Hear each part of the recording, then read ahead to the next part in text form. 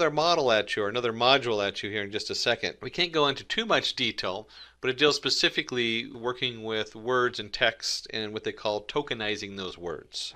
So let's take this code and let's skip on over to our Jupyter Notebook and walk through it. And here we are in our Jupyter Notebook. Let's paste that in there.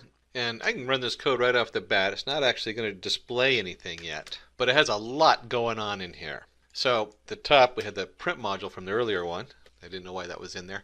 So we're going to start by importing our necessary packages. And from the sklearn features extraction .text, we're going to import tf-idf vectorizer. I told you we're going to throw a module at you. We can't go too much into the math behind this or how it works. You can look it up. The notation for the math is usually tf.idf. And that's just a way of weighing the words. And it weighs the words based on how many times they're used in a document, how many times or how many documents they're used in. And it's a well-used formula. It's been around for a while. It's a little confusing to put this in here, but let's let it know that it just goes in there and weights the different words in the document for us. That way we don't have to wait. And if you put a weight on it, if you remember I was talking about that up here earlier, if these are all emails, they probably all have the word from in them. From probably has a very low weight. It has very little value in telling you what this document's about. Same with words like in article, in articles, in, cost of, un, maybe cost might, or where words like criminal, weapons, destruction, these might have a heavier weight because they describe a little bit more what the article's doing. Well, how do you figure out all those weights in the different articles? That's what this module does. That's what the tf-idf vectorizer is going to do for us. And then we're going to import our sklearn.naive Bayes, and that's our multinomial NB. Multinomial naive Bayes, pretty easy to understand that, where that comes from. And then finally we have the sklearn pipeline import make pipeline. Now the make pipeline is just a cool piece of code because we're going to take the information we get from the tf-idf vectorizer and we're going to pump that into the multinomial NB. So a pipeline is just a way of organizing how things flow. It's used commonly. You probably already guessed what it is if you've done any businesses. They talk about the sales pipeline. If you're on a work crew or a project manager, you have your pipeline of information that's going through or your projects and what has to be done in what order.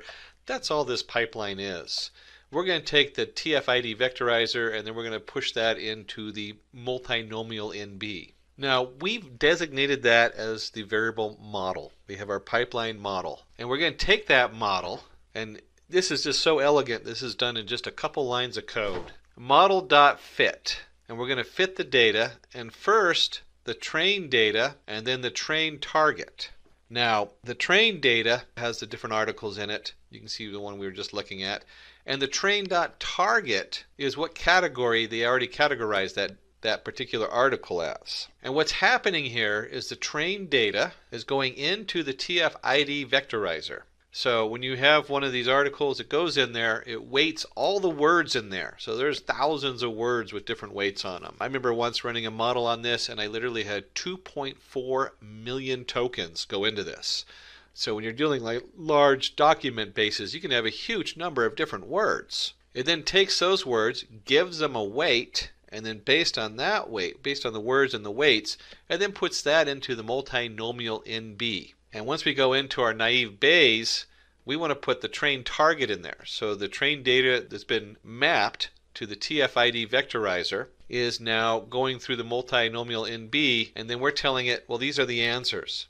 These are the answers to the different documents. So this document that has all these words with these different weights from the first part is going to be whatever category it comes out of. Maybe it's the talk show or the article on religion, miscellaneous. Once we fit that model, we can then take labels and we're going to set that equal to model.predict. Most of the sklearn use the term .predict to let us know that we've now trained the model and now we want to get some answers. And we're going to put our test data in there because our test data is the stuff we held off to the side. We didn't train it on there and we don't know what's going to come up out of it, and we just want to find out how good our labels are. Do they match what they should be? Now, I've already run this through. There's no actual output to it to show. This is just setting it all up. This is just training our model, creating the labels so we can see how good it is, and then we move on to the next step to find out what happened. To do this, we're going to go ahead and create a confusion matrix and a heat map. So The confusion matrix, which is confusing just by its very name, is basically going to ask how confused is our answer. Did it get it correct, or did it miss some things in there, or have some missed labels? And then we're going to put that on a heat map, so we'll have some nice colors to look at to see how that plots out. Let's go ahead and take this code and see how that, take a walk through it and see what that looks like. So back to our Jupyter notebook, I'm going to put the code in there, and let's go ahead and run that code. Take it just a moment. And remember, we had the inline, that way my graph shows up on the inline here. And let's walk through the code and then we'll look at this and see what that means. So, make it a little bit bigger. There we go. No reason not to use the whole screen. Too big. So we have here, from sklearn metrics, import confusion matrix. And that's just going to generate a set of data that says the prediction was such, the actual truth was either agreed with it or is something different. And it's going to add up those numbers so we can take a look and just see how well it worked. And we're going to set a variable mat equal to confusion matrix. And we have our test target, our test data that was not part of the training. Very important in data science, we always keep our test data separate. Otherwise, it's not a valid model if we can't properly test it with new data. And this is the labels we created from that test data. These are the ones that we predict it's going to be. So we go in and we create our SN heat map. The SNS is our seaborn, which sits on top of the pie plot. So when we create a SNS.heatmap, we take our confusion matrix, and it's going to be mat.t. And do we have other variables that go into the SNS.heatmap? We're not going to go into detail what all the variables mean. The annotation equals true. That's what tells it to put the numbers here. So you have the 166, the 1, the 0001. Format D and C bar equals false have to do with the format. If you take those out, you'll see that some things disappear. And then the X tick labels and the Y tick labels, those are our target names. And you can see right here, that's the alt atheism, comp graphics, comp OS, MS, Windows.miscellaneous. And then finally, we have our plt.x label. Remember, the SNS, or the seaborn, sits on top of our matplot library, our PLT. And so we want to just tell it x label equals a true is true. The labels are true, and then the y label is prediction label. So when we say a true, this is what it actually is, and the prediction is what we predicted. And let's look at this graph, because that's probably a little confusing the way I rattled through it. And what I'm going to do is I'm going to go ahead and flip back to the slides, because they have a black background they put in there that helps it shine a little bit better so you can see the graph a little bit easier. So in reading this graph, what we want to look at is how the color scheme has come out. And you'll see a line right down the middle, diagonally, from upper left to bottom right. What that is if you look at the labels, we have our predicted label on the left and our true label on the right. Those are the numbers where the prediction and the true come together. And this is what we want to see, is we want to see those lit up. That's what that heat map does, is you can see that it did a good job of finding those data.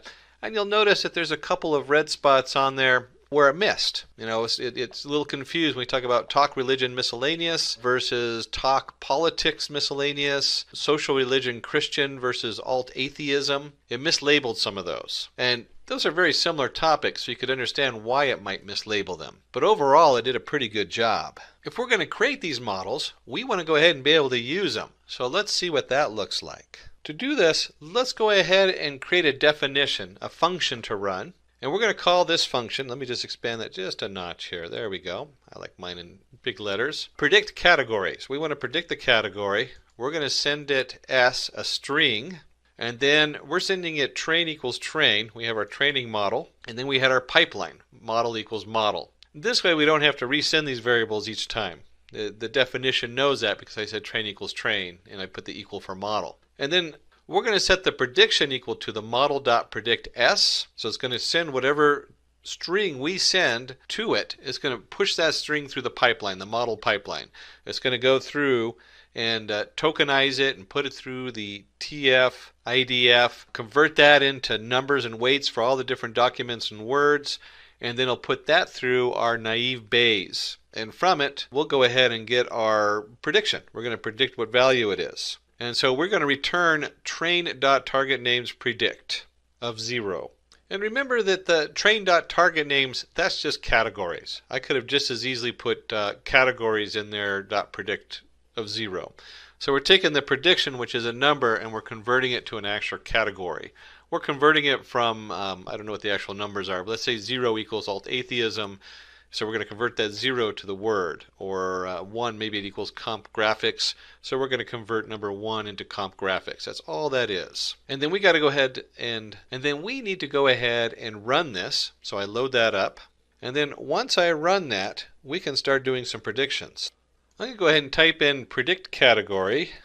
And let's just do predict category Jesus Christ. And it comes back and says it's social, religion, Christian.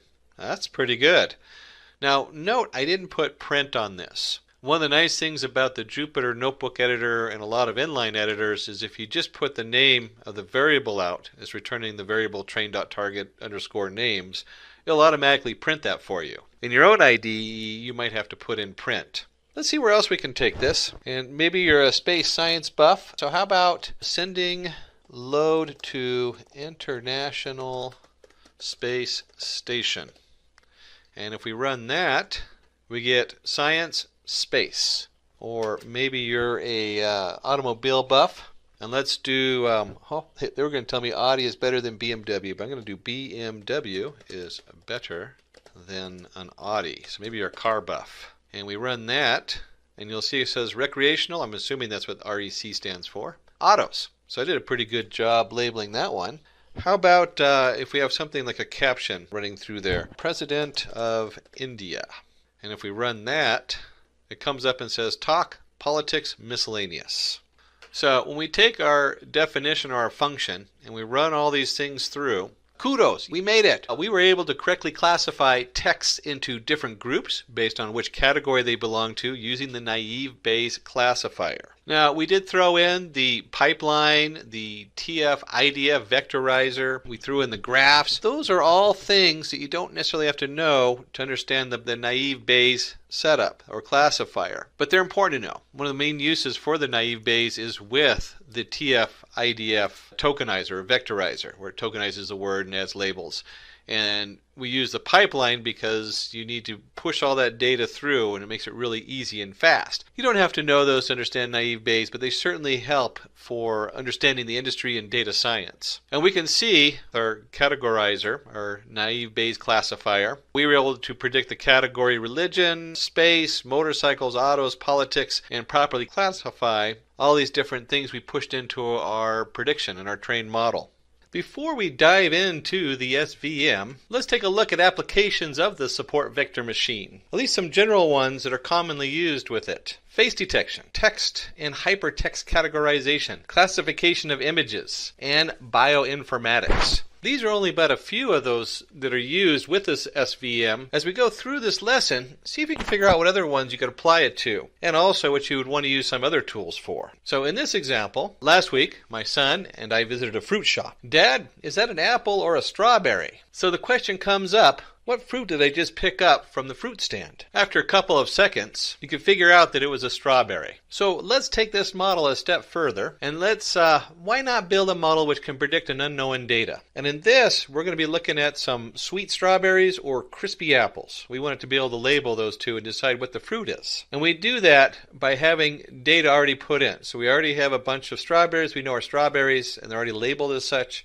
We already have a bunch of apples, we know are apples and are labeled as such. Then once we train our model, that model then can be given the new data, and the new data is this image. In this case, you can see a question mark on it, and it comes through and goes, it's a strawberry. In this case, we're using the support vector machine model. SVM is a supervised learning method that looks at data and sorts it into one of two categories. And in this case, we're sorting the strawberry into the strawberry side. At this point, you should be asking the question, how does the prediction work? Before we dig into an example with numbers, let's apply this to our fruit scenario. We have our support vector machine. We've taken it and we've taken a labeled sample of data, strawberries and apples, and we draw on a line down the middle between the two groups. This split now allows us to take new data, in this case an apple and a strawberry, and place them in the appropriate group based on which side of the line they fall in. And that way we can predict the unknown. As colorful and tasty as the fruit example is, let's take a look at another example with some numbers involved, and we can take a closer look at how the math works. In this example, we're going to be classifying men and women, and we're going to start with a set of people with a different height and a different weight.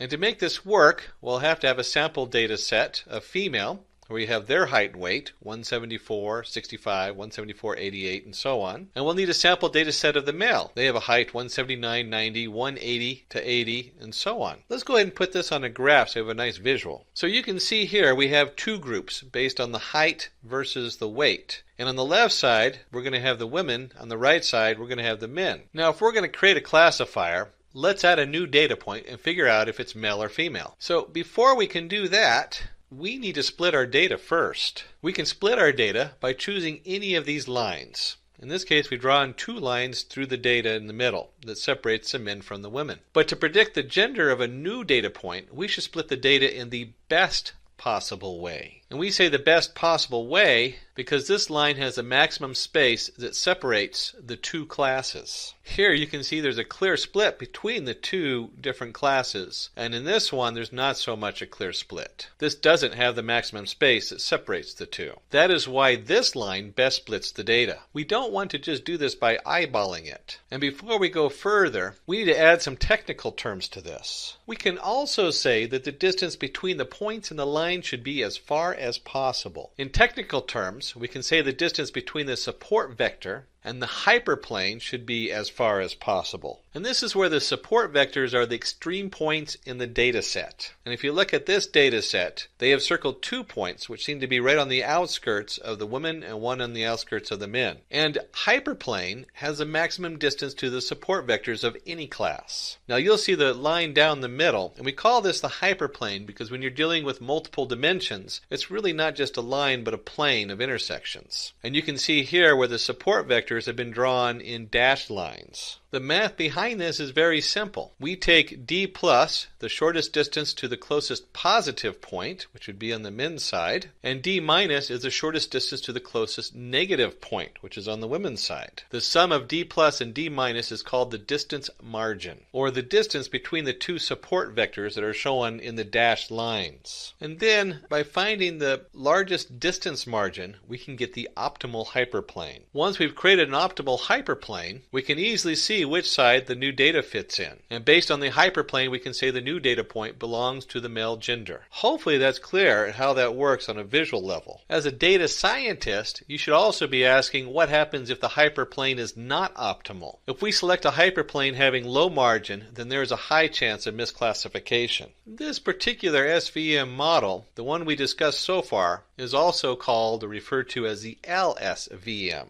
So far so clear, but a question should be coming up. We have our sample data set, but instead of looking like this, what if it looked like this, where we have two sets of data, but one of them occurs in the middle of another set? You can see here where we have the blue and the yellow, and then blue again on the other side of our data line. In this data set, we can't use a hyperplane. So when you see data like this, it's necessary to move away from a 1D view of the data to a two-dimensional view of the data. And for the transformation, we use what's called a kernel function. The kernel function will take the 1D input and transfer it to a two-dimensional output. As you can see in this picture here, the 1D when transferred to a two-dimensional makes it very easy to draw a line between the two data sets. What if we make it even more complicated? How do we perform an SVM for this type of data set? Here you can see we have a two-dimensional data set where the data is in the middle surrounded by the green data on the outside. In this case, we're going to segregate the two classes. We have our sample data set, and if you draw a line through it, it's obviously not an optimal hyperplane in there. So to do that, we need to transfer the 2D to a 3D array. And when you translate it into a three-dimensional array using the kernel, you can see where you can place a hyperplane right through it and easily split the data. Before we start looking at a programming example and dive into the script, let's look at the advantage of the support vector machine.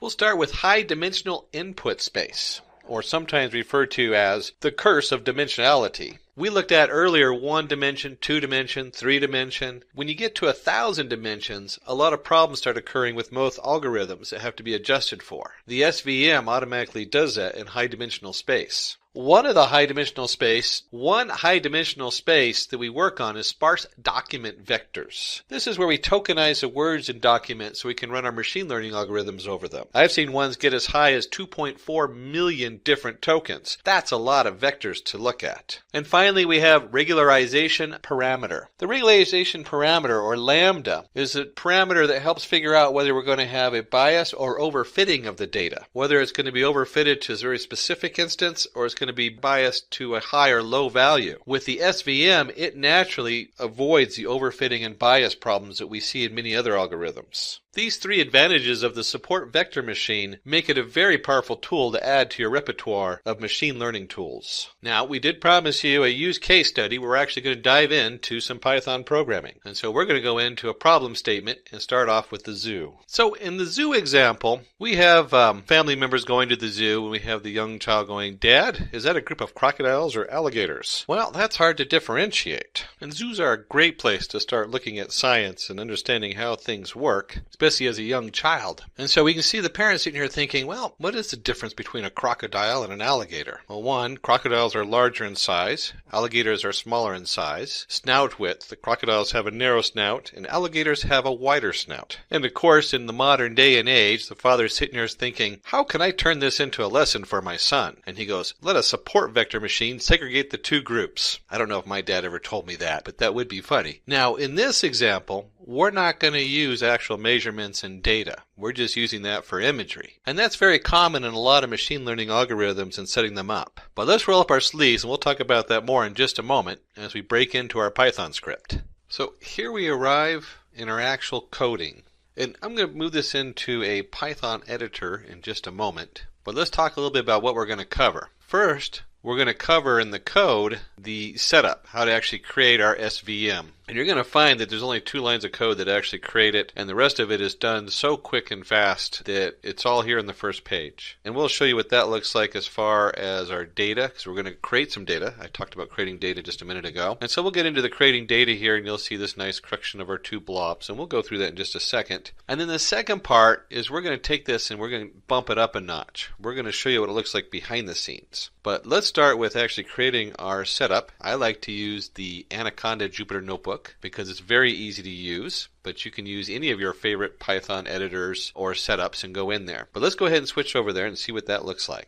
So here we are in the Anaconda Python Notebook, or Anaconda Jupyter Notebook with Python. We're using Python 3. I believe this is 3.5, but it should be work in any of your 3x versions. And you'd have to look at the sklearn and make sure if you're using a 2x version or an earlier version. Now let's go ahead and put our code in there. And one of the things I like about the Jupyter Notebook is I can go up to View, and I'm going to go ahead and toggle the line numbers on to make it a little bit easier to talk about. And we can even increase the size because this is edited in this case I'm using Google Chrome Explorer, and that's how it opens up for the editor. Although like I said, any editor will work. Now the first step is going to be our imports. And we're going to import 4 different parts. The first 2 I want you to look at are line 1 and line 2 are numpy as np and matplotlibary.pyplot as plt. Now, these are very standardized imports when you're doing work. The first one is the numbers Python. We need that because part of the platform we're using uses that for the numpy array.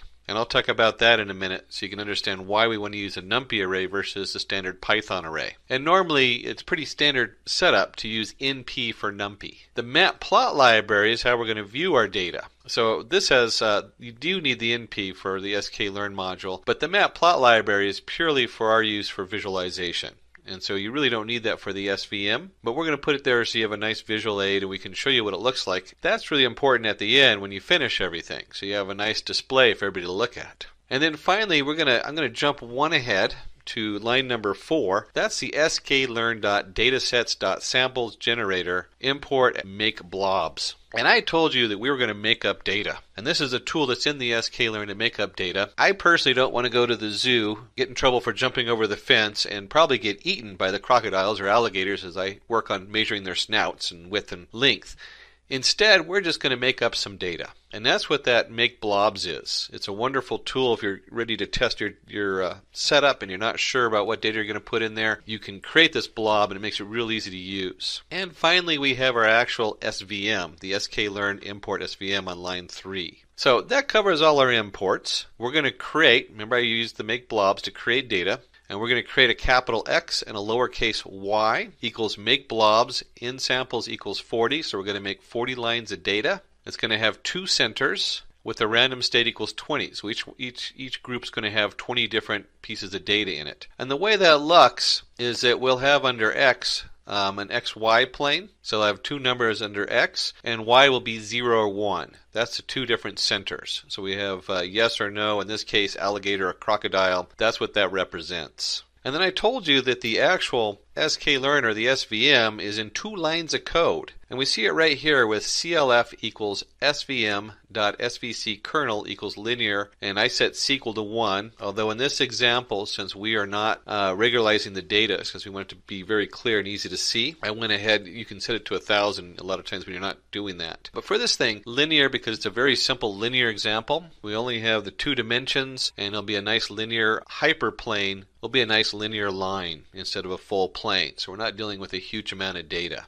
And then all we have to do is do clf.fit x, y. And that's it. CLF has been created, and then we're going to go ahead and display it. And I'm going to talk about this display here in just a second, but let me go ahead and run this code. And this is what we've done, is we've created 2 blobs. You'll see the blue on the side and then kind of an orangish on the other side. That's our 2 sets of data. They represent, one represents crocodiles and one represents alligators. And then we have our measurements. In this case, we have like the width and length of the snout.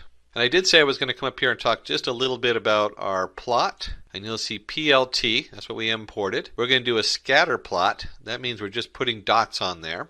And then look at this notation. I have the capital X, and then in brackets I have a colon, comma, 0. That's from NumPy. If you did that in a regular array, you'll get an error in a Python array. You have to have that in a NumPy array. It turns out that our make blobs returns a NumPy array. And this notation is great because what it means is the first part is the colon. It means we're going to do all the rows. That's all the data in our blob we created under capital X. And then the second part has a comma 0. We're only going to take the first value. And then if you notice, we do the same thing, but we're going to take the second value. Remember, we always start with 0 and then 1. So we have column 0 and column 1.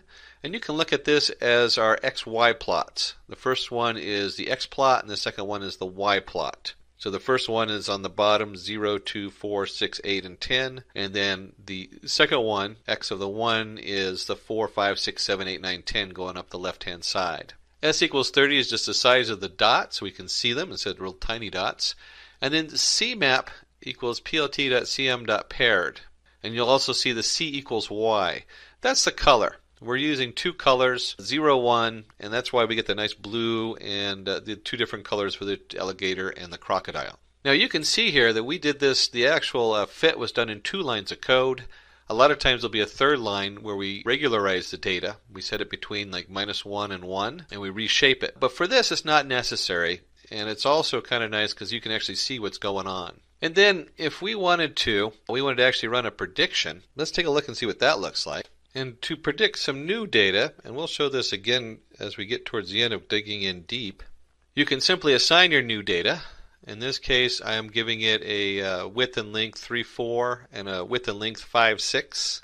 And note that I put the data as a set of brackets, and then I have the brackets inside. And the reason I do that is because when we're looking at data, it's designed to process a large amount of data coming in. We don't want to just process 1 line at a time. And so in this case, I'm processing 2 lines. And then I'm just going to print, and you'll see clf.predict new data. So the clf and the .predict part is going to give us an answer, and let's see what that looks like. And you'll see 0, 1. So predicted the first one, the 3, 4, is going to be on the one side, and the 5, 6 is going to be on the other side. So one came out as an alligator, and one came out as a crocodile. Now that's a pretty short explanation for the setup, but really we want to dig in and see what's going on behind the scenes. And let's see what that looks like.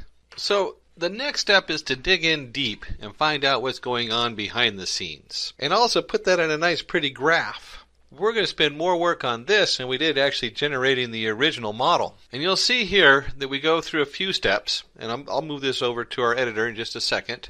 We come in, we create our original data. It's exactly identical to the first part, and I'll explain why we redid that and show you how not to redo that. And then we're going to go in there and add in those lines. We're going to see what those lines look like and how to set those up. And finally, we're going to plot all that on here and show it, and you'll get a nice graph with what we saw earlier when we were going through the theory behind this, where it shows the support vectors and the hyperplane. And those are done where you can see the support vectors as the dashed lines and the solid line, which is the hyperplane. Let's get that into our Jupyter notebook. Before I scroll down to a new line, I want you to notice line 13. It has plot show. And we're going to talk about that here in just a second, but let's scroll down to a new line down here, and I'm going to paste that code in. And you'll see that the plot show has moved down below. Let's scroll up a little bit. And if you look at the top here of our new section, 1, 2, 3, and 4 is the same code we had before. And let's go back up here and take a look at that. We're going to fit the values on our SVM, and then we're going to plot scatter it, and then we're going to do a plot show. So you should be asking, why are we redoing the same code? Well, when you do the plot show, that blanks out what's in the plot. So once I've done this plot show, I have to reload that data. Now we could do this simply by removing it up here, rerunning it, and then coming down here, and then we wouldn't have to rerun these first 4 lines of code. Now in this, it doesn't matter too much, and you'll see the plot show is down here and then removed, right there on line 5. I'll go ahead and just delete that out of there, because we don't want to blank out our screen. We want to move on to the next setup. So we can go ahead and just skip the first 4 lines, because we did that before. And let's take a look at the AX equals plt.gca. Now right now, we're actually spending a lot of time just graphing. That's all we're doing here. Okay, so this is how we display a nice graph with our results and our data. AX is very standard used variable when you're talking about PLT, and it's just setting it to that axis, the last axis in the PLT. It can get very confusing if you're working with many different layers of data on the same graph, and this makes it very easy to reference the AX. So this reference is looking at the PLT that we created and we already mapped out our 2 blobs on. And then we want to know the limits. So we want to know how big the graph is. We can find out the x limit and the y limit simply with the get x limit and get y limit commands, which is part of our matplot library. And then we're going to create a grid. And you'll see down here we've set the variable xx equal to np.linespace, x limit 0, x limit 1, 30. And we've done the same thing for the y space. And then we're going to go in here and we create a mesh grid. And this is a numpy command. So we're back to our numbers Python. Let's go through what these numpy commands mean with the line space and the mesh grid. We've taken xx, small xx equals np line space, and we have our x limit 0 and our x limit 1, and we're going to create 30 points on it. And we're going to do the same thing for the y-axis. Now, this has nothing to do with our evaluation. It's all we're doing is we're creating a grid of data. And so we're creating a set of points between 0 and the x limit. We're creating 30 points, and the same thing with the y. And then the mesh grid loops those all together so it forms a nice grid. So if we were going to do this, say between the limit 0 and 10 and do 10 points, we would have a 0, 0, 1, 1, 0, 1, 0, 2, 0, 3, 0, 4 to 10, and so on. You can just imagine a point at each corner of one of those boxes. And the mesh grid combines them all, so we take the YY and the XX we created and creates the full grid. And we've set that grid into the YY coordinates and the XX coordinates. Now remember, when we're working with NumPy and Python, we like to separate those. We like to have, instead of it being x comma 1, x comma y, and then x2 comma y2, and in the next set of data, it would be a column of x's and a column of y's. And that's what we have here, is we have a column of y's, and we put it as a capital YY, and a column of x's, capital XX, with all those different points being listed. And finally, we get down to the NumPy VStack. Just as we created those in the mesh grid, we're now going to put them all into one array, XY array. Now that we've created the stack of data points, we're going to do something interesting here. We're going to create a value z, and the z equals the CLF. That's our support vector machine we created, and we've already trained. And we have a dot decision function, and we're going to put the xy in there. So here we have all this data. We're going to put that xy in there, that data, and we're going to reshape it. And you'll see that we have the xx.shape in here. This literally takes the xx, resets it up connected to the y, and the z value lets us know whether it is the left-hand side. It's going to generate 3 different values, the z value does. And it'll tell us whether that data is a support vector to the left, the hyperplane in the middle, or the support vector to the right. So it generates 3 different values for each of those points. And those points have been reshaped so that they're right on a line, on those 3 different lines. So we've set all of our data up. We've labeled it to 3 different areas, and we've reshaped it. And we've just taken 30 points in each direction. If you do the math, you have 30 times 30, so that's 900 points of data. And we separated it between the 3 lines and reshaped it to fit those 3 lines. We can then go back to our matplot library, where we've created the AX, and we're going to create a contour. And you'll see here where we have contour, capital XX, capital YY. These have been reshaped to fit those lines. Z is the labels. So now we have the 3 different points with the labels in there, and we can set the colors equals K. And I told you we had 3 different labels, but we have 3 levels of data. The alpha just makes it kind of see-through, so it's only 0.5 of the value in there. So when we graph it, the data will show up from behind it, wherever the lines go. And finally, the line styles. This is where we set the 2 support vectors to be dash dash lines, and then a single one is just a straight line. That's what all of that setup does. And then finally, we take our ax.scatter. We're going to go ahead and plot the support vectors, but we've programmed it in there so that they look nice, like the dash dash line and the dash line on that grid. And you can see here, when we do the CLF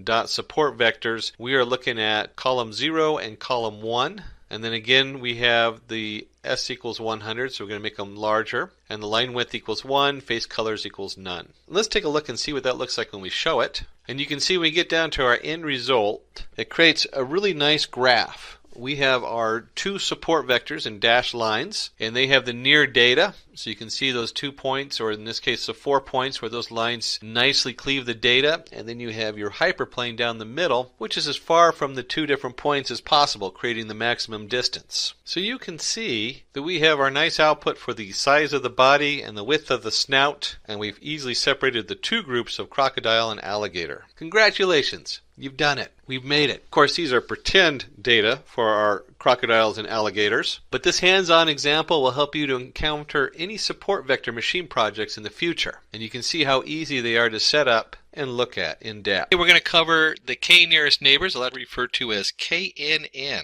And KNN is really a fundamental place to start in the machine learning. It's the basis of a lot of other things, and just the logic behind it is easy to understand and incorporated in other forms of machine learning. So today, what's in it for you? Why do we need KNN? What is KNN? How do we choose the factor K? When do we use KNN? How does KNN algorithm work? And then we'll dive into my favorite part, the use case. Predict whether a person will have diabetes or not. That is a very common and popular used data set as far as testing out models and learning how to use the different models in machine learning. By now, we all know machine learning models make predictions by learning from the past data available. So we have our input values, our machine learning model builds on those inputs of what we already know, and then we use that to create a predicted output. Is that a dog? Little kid looking over there and watching the black cat cross their path. No, dear, you can differentiate between a cat and a dog based on their characteristics. Cats. Cats have sharp claws, uses to climb, smaller length of ears, meows and purrs, doesn't love to play around. Dogs have dull claws, bigger length of ears, barks, loves to run around. You usually don't see a cat running around people, although I do have a cat that does that, where dogs do. And we can look at these, we can say, we can evaluate their sharpness of the claws, how sharp are their claws, and we can evaluate the length of the ears, and we can usually sort out cats from dogs based on even those 2 characteristics. Now tell me if it is a cat or a dog. An odd question. Usually little kids know cats and dogs by now, unless they live in a place where there's not many cats or dogs. So if we look at the sharpness of the claws, the length of the ears, and we can see that the cat has smaller ears and sharper claws than the other animals. Its features are more like cats. It must be a cat. Sharp claws, length of ears, and it goes in the cat group. Because KNN is based on feature similarity, we can do classification using KNN classifier. So we have our input value, the picture of the black cat. It goes into our trained model, and it predicts that this is a cat coming out. So what is KNN? What is the KNN algorithm? K nearest neighbors is what that stands for. It's one of the simplest supervised machine learning algorithms, mostly used for classification. So we want to know, is this a dog or it's not a dog? Is it a cat or not a cat? It classifies a data point based on how its neighbors are classified.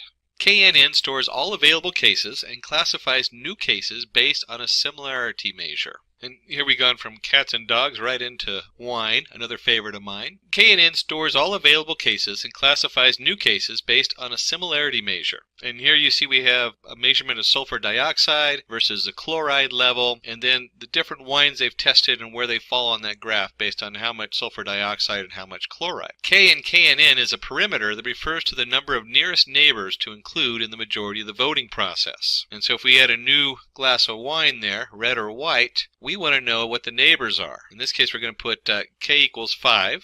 We'll talk about K in just a minute. A data point is classified by the majority of votes from its 5 nearest neighbors. Here, the unknown point would be classified as red since 4 out of 5 neighbors are red.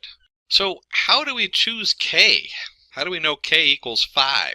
I mean, that was the value we put in there, so we're going to talk about it. How do we choose the factor K? KNN algorithm is based on feature similarity. Choosing the right value of K is a process called parameter tuning and is important for better accuracy. So at K equals 3, we can classify, we have a question mark in the middle, as either a square or not. Is it a square or is it, in this case, a triangle? And so if we set K equals to 3, we're going to look at the 3 nearest neighbors. We're going to say this is a square. And if we put K equals to 7, we classify as a triangle, depending on what the other data is around it. And you can see as the K changes, depending on where that point is, that drastically changes your answer. And we jump here where we go, how do we choose the factor of K? You'll find this in all machine learning. Choosing these factors, that's the face you get. It's like, oh my gosh, did I choose the right K? Did I set it right, my values in whatever machine learning tool you're looking at, so that you don't have a huge bias in one direction or the other. And in terms of KNN, the number of K, if you choose it too low, the bias is based on, it's just too noisy. It's right next to a couple things, and it's going to pick those things, and you might get a skewed answer. And if your K is too big, then it's going to take forever to process. So you're going to run into processing issues and resource issues. So what we do, the most common use, and there's other options for choosing K, is to use the square root of n. So n is a total number of values you have, and you take the square root of it. In most cases, you also, if it's an even number, so if you're using, like in this case, squares and triangles, if it's even, you want to make your K value odd. That helps it select better. So, in other words, you're not going to have a balance between two different factors that are equal. So usually you take the square root of n, and if it's even, you add 1 to it or subtract 1 from it, and that's where you get the K value from. That is the most common use, and it's pretty solid. It works very well. When do we use KNN? We can use KNN when data is labeled. So you need a label on it. We know we have a group of pictures with dogs, dogs, cats, cats. Data is noise-free. And so you can see here, when we have a class and we have like underweight, 140, 23, Hello Kitty, normal, that's pretty confusing. We have a high variety of data coming in, so it's very noisy. And that would cause an issue. Data set is small, so we're usually working with smaller data sets where you might get into a gig of data if it's really clean, it doesn't have a lot of noise. Because KNN is a lazy learner, i.e. it doesn't learn a discriminative function from the training set. So it's very lazy, so if you have very complicated data and you have a large amount of it, you're not going to use the KNN. But it's really great to get a place to start. Even with large data, you can sort out a small sample and get an idea of what that looks like using the KNN. And also just using for smaller data sets, KNN works really good. How does the KNN algorithm work? Consider a data set having 2 variables, height in centimeters and weight in kilograms. And each point is classified as normal or underweight. So we see right here we have two variables, true, false. They're either normal or they're not. They're underweight. On the basis of the given data, we have to classify the below set as normal or underweight using KNN. So if we have new data coming in that says 57 kilograms and 177 centimeters, is that going to be normal or underweight? To find the nearest neighbors, we'll calculate the Euclidean distance. According to the Euclidean distance formula, the distance between 2 points in the plane with the coordinates x, y, and AB is given by distance d equals the square root of x minus a squared plus y minus b squared. And you can remember that from the two edges of a triangle. We're computing the third edge since we know the x side and the y side. Let's calculate it to understand clearly. So we have our unknown point, and we placed it there in red, and we have our other points where the data is scattered around. The distance d1 is the square root of 170 minus 167 squared plus 57 minus 51 squared, which is about 6.7. And distance 2 is about 13. And distance 3 is about 13.4. Similarly, we will calculate the Euclidean distance of unknown data point from all the points in the data set. And because we're dealing with small amount of data, that's not that hard to do, and it's actually pretty quick for a computer. And it's not a really complicated math, so you can just see how close is the data based on the Euclidean distance. Hence, we have calculated the Euclidean distance of unknown data point from all the points as shown, where x1 and y1 equal 57 and 170, whose class we have to classify. So now we're looking at that, we're saying, well, here's the Euclidean distance. Who's going to be their closest neighbors? Now let's calculate the nearest neighbor at k equals 3. And we can see the three closest neighbors puts them at normal. And that's pretty self-evident. When you look at this graph, it's pretty easy to say, okay, we're just voting. Normal, normal, normal, 3 votes for normal. This is going to be a normal weight. So majority of neighbors are pointing towards normal. Hence, as per KNN algorithm, the class of 57,170 should be normal. So a recap of KNN. Positive integer k is specified along with a new sample. We select the k entries in our database which are closest to the new sample. We find the most common classification of these entries. This is the classification we give to the new sample. So as you can see, it's pretty straightforward. We're just looking for the closest things that match what we got. So let's take a look and see what that looks like in a use case in Python. So let's dive into the predict diabetes use case. So use case, predict diabetes. The objective, predict whether a person will be diagnosed with diabetes or not. We have a data set of 768 people who were or were not diagnosed with diabetes. And let's go ahead and open that file and just take a look at that data. And this is in a simple spreadsheet format. The data itself is comma separated, very common set of data, and it's also a very common way to get the data. And you can see here we have columns A through I. That's what 1, 2, 3, 4, 5, 6, 7, 8. 8 columns with a particular attribute, and then the 9th column, which is the outcome, is whether they have diabetes. As a data scientist, the first thing you should be looking at is insulin. Well, if someone has insulin, they have diabetes because that's why they're taking it. And that could cause issue in some of the machine learning packages, but for a very basic setup, this works fine for doing the KNN. And the next thing you notice is it didn't take very much to open it up. I can scroll down to the bottom of the data. There's 768. It's pretty much a small data set. At 769, I can easily fit this into my RAM on my computer. I can look at it, I can manipulate it, and it's not going to really tax just a regular desktop computer. You don't even need an enterprise version to run a lot of this. So let's start with importing all the tools we need. And before that, of course, we need to discuss what IDE I'm using. Certainly you can use any particular editor for Python, but I like to use for doing very basic visual stuff the Anaconda, which is great for doing demos, with the Jupyter Notebook. And just a quick view of the Anaconda Navigator, which is the new release out there, which is really nice. You can see under Home, I can choose my application. We're going to be using Python 3.6. I have a couple different versions on this particular machine. If I go under Environments, I can create a unique environment for each one, which is nice. And there's even a little button there where I can install different packages. So if I click on that button and open the terminal, I can then use a simple pip install to install different packages I'm working with. Let's go ahead and go back under Home, and we're going to launch our notebook. And I've already, kind of like the old cooking shows, I've already prepared a lot of my stuff, so we don't have to wait for it to launch because it takes a few minutes for it to open up a browser window.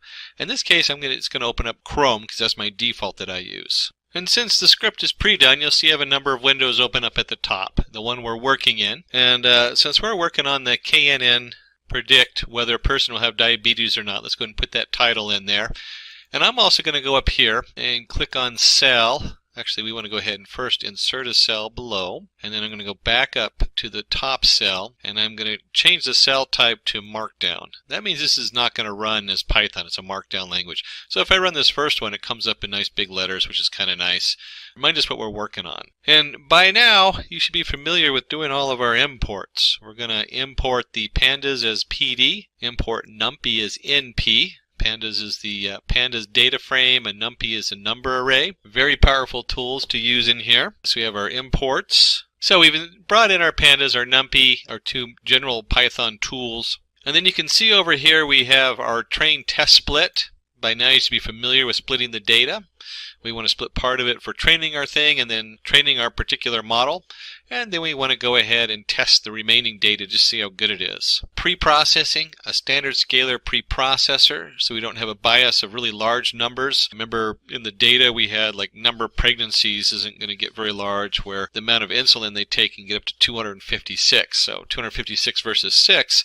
That will skew results. So we want to go ahead and change that so that they're all uniform between -1 and 1. And then the actual tool. This is the K-neighbors classifier we're going to use. And finally, the last three are 3 tools to test, all about testing our model. How good is it? We just put down test on there. And we have our confusion matrix, our F1 score, and our accuracy. So we have our 2 general Python modules we're importing, and then we have our 6 modules specific from the sklearn setup. And then we do need to go ahead and run this so that these are actually imported. There we go. And then move on to the next step. And so in this set, we're going to go ahead and load the database. We're going to use pandas. Remember, pandas is PD. And we'll take a look at the data in Python. We looked at it in a simple spreadsheet, but usually I like to also pull it up so that we can see what we're doing. So here's our data set equals pd.readcsv. That's a pandas command. And the diabetes folder I just put in the same folder where my IPython script is. If you put it in a different folder, you'd need the full length on there. We can also do a quick length of the data set. That is a simple Python command, len for length. We might even, let's go ahead and print that. We'll go print. And if you do it on its own line, length.dataset in the Jupyter Notebook, it'll automatically print it. But when you're in most of your different setups, you want to do the print in front of there. And then we want to take a look at the actual data set. And since we're in pandas, we can simply do dataset head. And again, let's go ahead and add the print in there. If you put a bunch of these in a row, the dataset 1 head, dataset 2 head, it only prints out the last one. So I usually always like to keep the print statement in there. But because most projects only use one data frame, pandas data frame, doing it this way doesn't really matter. The other way works just fine. And you can see when we hit the run button, we have the 768 lines, which we knew, and we have our pregnancies. It's automatically given a label on the left. Remember, the head only shows the first 5 lines. So we have 0 through 4. And just a quick look at the data, you can see it matches what we looked at before. We have pregnancy, glucose, blood pressure, all the way to age, and then the outcome on the end. And we're going to do a couple things in this next step. We're going to create a list of columns where we can't have 0. There's no such thing as 0 skin thickness or 0 blood pressure, 0 glucose. Any of those, you'd be dead. So not a really good factor if they have a 0 in there because they didn't have the data. And we'll take a look at that because we're going to start replacing that information with a couple of different things. And let's see what that looks like. So first we create a nice list. As you can see, we have the values we talked about: glucose, blood pressure, skin thickness. And this is a nice way when you're working with columns, is to list the columns you need to do some kind of transformation on. Very common thing to do. And then for this particular setup, we certainly could use there's some Panda tools that will do a lot of this, where we can replace the NA. But we're going to go ahead and do it as a dataset column equals dataset column.replace. This is still pandas. You can do a direct. There's also one that you look for your NAN. A lot of different options in here. But the NAN, numpy NAN is what that stands for, is none, it doesn't exist. So the first thing we're doing here is we're replacing the 0 with a numpy none. There's no data there. That's what that says. That's what this is saying right here. So put the 0 in, and we're going to replace zeros with no data.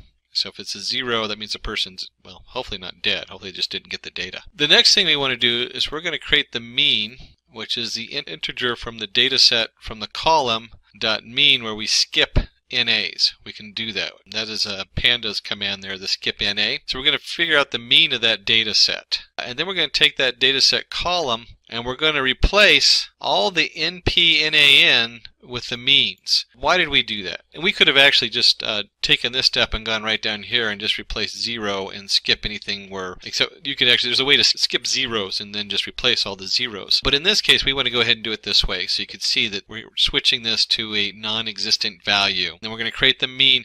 Well, this is the average person. So if we don't know what it is, if they did not get the data and the data is missing, one of the tricks is you replace it with the average. What is the most common data for that? This way, you can still use the rest of those values to do your computation, and it kind of just brings that particular value, those missing values, out of the equation. Let's go ahead and take this and we'll go ahead and run it. Doesn't actually do anything, so we're still preparing our data. If you want to see what that looks like, we don't have anything in the first few lines, so it's not going to show up, but we certainly could look at a row. Let's do that. Let's go into our data set. Let's print a data set, and let's pick, in this case, let's just do glucose. And if I run this, this is going to print all the different glucose levels going down, and we thankfully don't see anything in here that looks like missing data, at least on the ones it shows. You can see it skipped a bunch in the middle, because that's what it does. If you have too many lines in Jupyter Notebook, it'll skip a few and go on to the next in a data set. Let me go and remove this, and we'll just zero out that.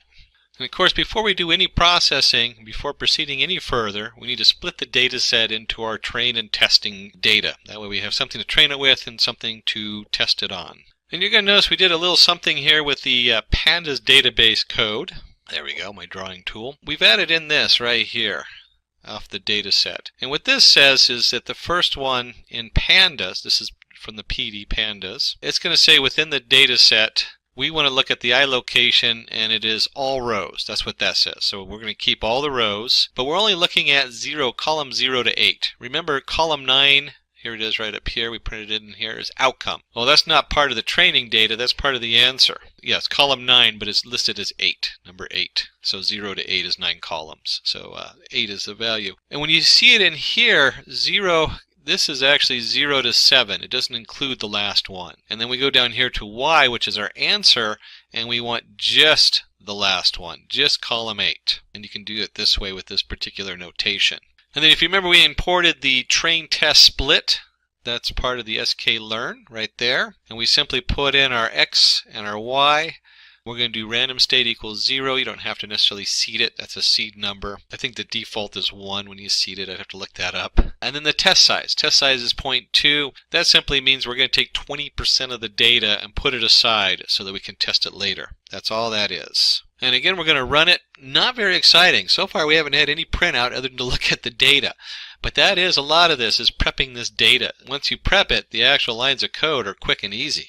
And we're almost there with the actual running of our KNN. We need to go ahead and scale the data. If you remember correctly, we're fitting the data in a standard scaler, which means instead of the data being from 5 to 303 in one column, and the next column is 1 to 6, we're going to set that all so that all the data is between -1 and 1. That's what that standard scaler does. Keeps it standardized. And we only want to fit the scaler with the training set, but we want to make sure the testing set is, the X test going in is also transformed, so it's processing it the same. So here we go with our standard scaler. We're going to call it sc_x for the scaler. And we're going to import the standard scaler into this variable, and then our x train equals sc_x dot fit transform. So we're creating the scaler on the x train variable, and then our x test, we're also going to transform it. So we've trained and transformed the x train, and then the x test isn't part of that training. It isn't part of training the transformer. It just gets transformed. That's all it does. And again, we're going to go ahead and run this. And if you look at this, we've now gone through these steps. All 3 of them. We've taken care of replacing our zeros for key columns that shouldn't be 0, and we replaced that with the means of those columns. That way that they fit right in with our data models. We've come down here and we split the data. So now we have our test data and our training data. And then we've taken and we've scaled the data. So all of our data going in. No, we don't train the Y part, the Y train and Y test. That never has to be trained. It's only the data going in.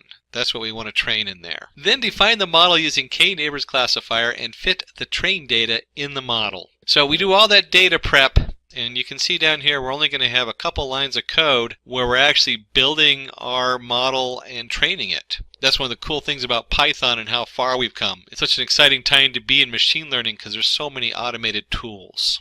Let's see, before we do this, let's do a quick length of, and let's do Y. Let's just do length of Y. And we get 768. And if we import math, we do math dot square root. Let's do Y train. There we go. It's actually supposed to be X train. Before we do this, let's go ahead and do import math and do math square root length of Y test. And when I run that, we get 12.409. I wanted to show you where this number comes from we're about to use. 12 is an even number, so if you're ever voting on things, remember the neighbors all vote, don't want to have an even number of neighbors voting, so we want to do something odd. And let's just take one away and we'll make it 11. Let me delete this out of here. That's one of the reasons I love Jupyter Notebook, because you can flip around and do all kinds of things on the fly. So we'll go ahead and put in our classifier. We're creating our classifier now, and it's going to be the K-neighbors classifier. N neighbors equal 11. Remember we did 12 minus 1 for 11, so we have an odd number of neighbors. P equals 2, because we're looking for